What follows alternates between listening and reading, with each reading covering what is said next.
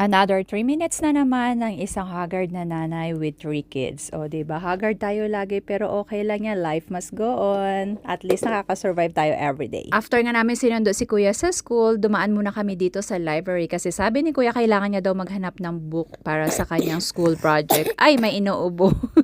Pasensya na kayo at may alaga ako dito. Nung sinabi ko may umuubo na ako, nakangiti din siya sa akin. Alam niya pinag-uusapan siya. At ibabalik pala muna namin yung mga books na hiniram namin kasi last month na to at para makahiram din sila ng mga books na panibago. Pagdating dito sa library, nako excited yan yung aming Chuchi, nakipaglaro. Tapos ayan, maghahanap daw siya ng book na hihiramin ulit. At ito si Kuya busy sa paghahanap ng kanyang book para sa kanyang school project.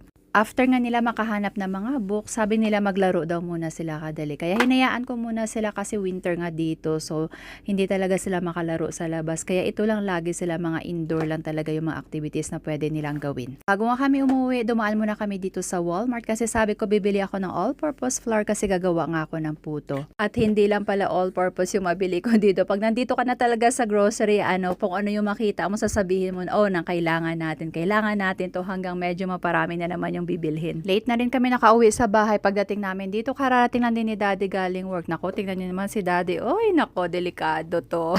Ganyan talaga yan si Daddy. Tahimik ka lang pero malambing yan. Sa amin dalawa siya yung malambing. Sinabi ko sa kanya nga naka-video nga, nako, tawang-tawa din siya. Sabi ko, syempre, nako, trying hard vlogger tayo. Siya, tama na yan. At ito, i-haul na natin yung mga binili namin dun sa Walmart. Toothpaste, bell pepper, pineapple, lettuce, mga bata. Indomie, try daw ni Kuya. All-purpose flour, banana, ice cream. Winter na dito pero ice cream pa rin mga kids. Snacks ni Tyler, salad dressing. Yes! Wait lang po! Orange. And the most important is this one. How much yung grocery ko ngayon? 136.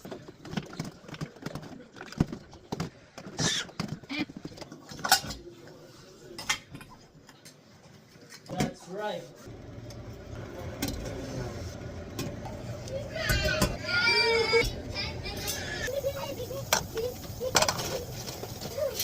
Ngayon ako yung man.